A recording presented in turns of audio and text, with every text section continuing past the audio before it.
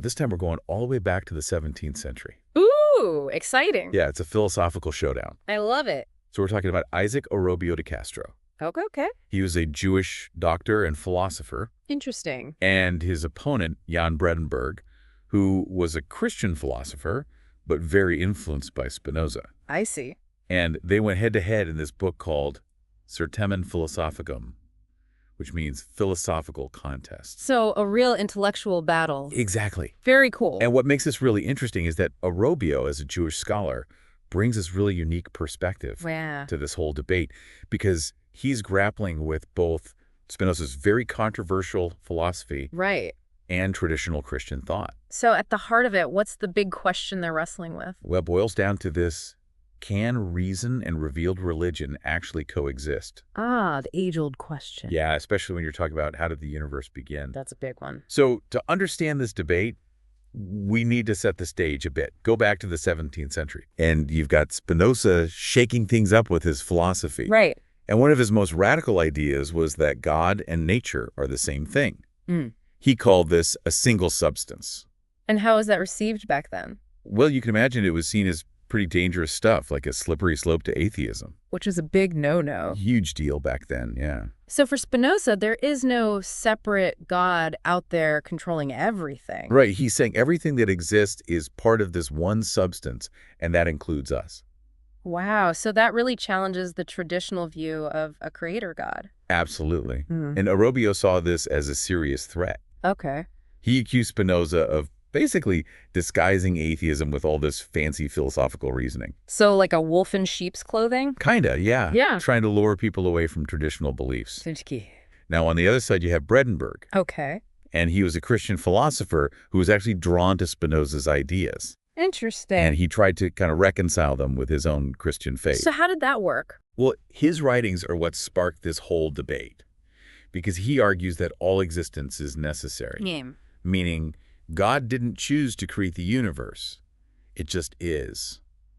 So where does that leave free will? Exactly. That's a huge problem. Right. Because it contradicts this whole idea that God acted deliberately. Right. And that's where Orobio comes in. Right. He jumps into this debate and says, wait a minute, just because God can do something doesn't mean God has to do it. Exactly. So there's still room for God to choose to act freely. Even if it looks like things are predetermined. Right. And this is where this idea of creation ex nihilo comes in. Ex nihilo meaning? It's Latin for creation from nothing.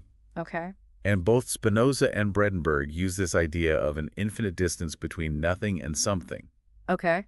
To argue against creation from nothing. So they're basically saying it's impossible to go from 0 to 1. Right. It's like trying to cross this uncrossable gulf. And what did Orobio think about that? He wasn't buying it at all. Oh, really? He said this whole infinite distance idea, it wasn't a literal distance. It was a logical contradiction. So like a flaw in their reasoning? Exactly. He's saying it's like saying there's an infinite distance between 0 apples and 1 apple. It just doesn't make sense. And this is where Orobio makes this crucial distinction. Okay.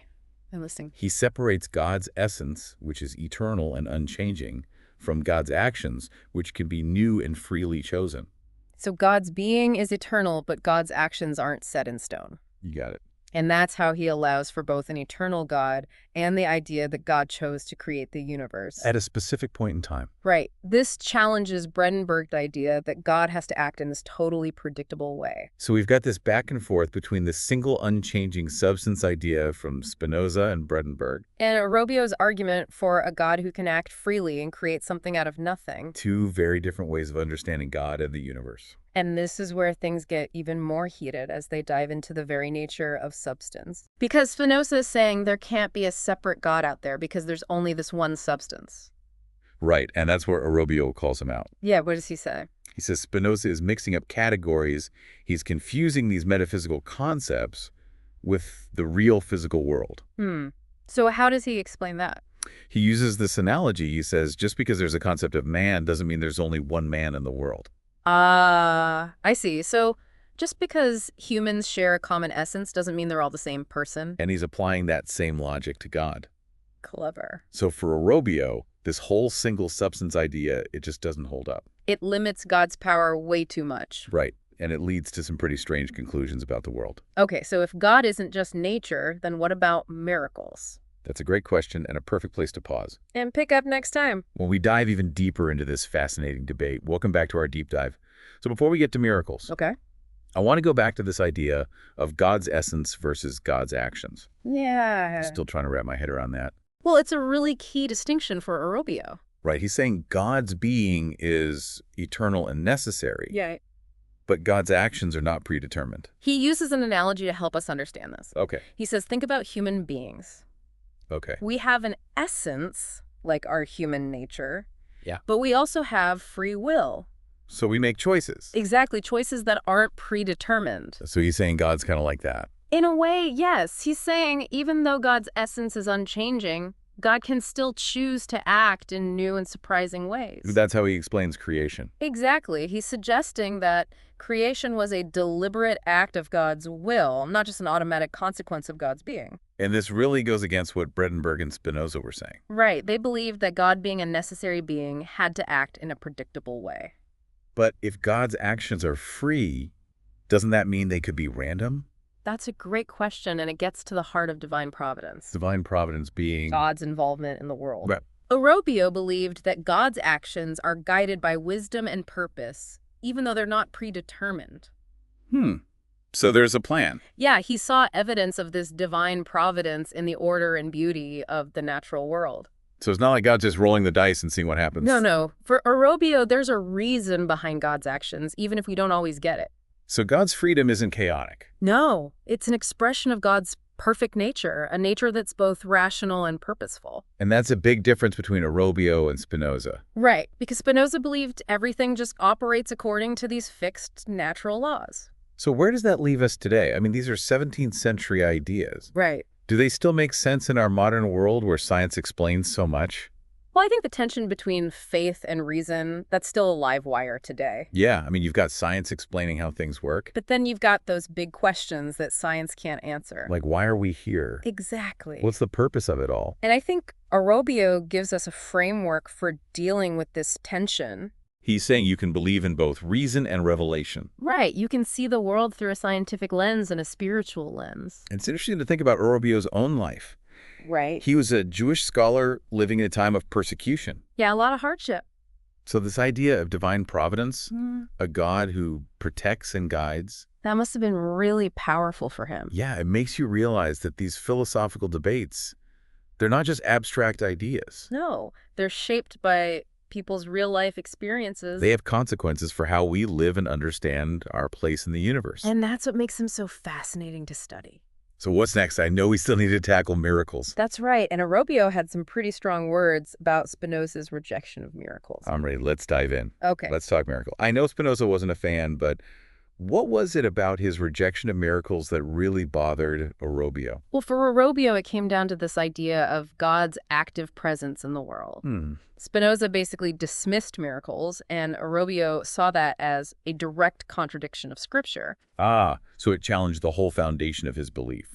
And remember, for Orobio, God wasn't just some distant force. Right. He was a God who intervened in human affairs, who performed miracles as a sign of his power and his love. So how did Orobio defend the possibility of miracles, especially when he's going up against Spinoza, this master of logic? Well, he starts by pointing out that Spinoza's whole argument hinges on the idea that God and nature are one and the same. Right, that single substance idea. But Orobio had already poked holes in that argument, remember? He argued for a God who exists beyond the natural world. Exactly, a transcendent God. So by separating God from nature, he's basically opening up the possibility for God to act in ways that we might not understand. Or that might even seem to violate natural laws. So miracles aren't just glitches in the system. No, they're signs of God's ongoing relationship with humanity. God's willingness to step in. Even bend the rules as we understand them. But didn't Spinoza have some pretty strong arguments against miracles, like saying God's actions should be predictable like the laws of nature? He argued that miracles would imply some kind of inconsistency in God's nature. Okay. But Orobio countered that by saying that Spinoza was limiting God's power. By trying to define it with natural laws. Exactly. He argued that a truly omnipotent God could act in ways that we, with our limited human understanding, could never fully grasp. It's like he's saying we can't put God in a box. Right. And to drive this point home, Orobio even points out a contradiction in Spinoza's own philosophy. Oh, really? Spinoza claimed that everything that exists is part of God's nature. The single substance again. But then he turned around and said that miracles, which are real occurrences, can't be part of God's nature. So which is it? Exactly. Orobio called him out on that. He said, you can't have it both ways. If everything is part of God, then miracles must be too. Even if they challenge our understanding of how things work. And this highlights a fundamental difference in their worldviews. Okay. For Spinoza, reason was everything. What's for Orobio? Revelation, the idea that God reveals himself to humanity through scripture and tradition that held equal weight. So this wasn't just a debate about abstract concepts. It was a debate about how we see the world and understand God's role in it. And these questions are still with us today. How do we balance reason and faith? Where do we draw the line between what science can explain and what remains a matter of belief? It's amazing how these questions have persisted throughout history. It's a testament to the enduring power of these big ideas.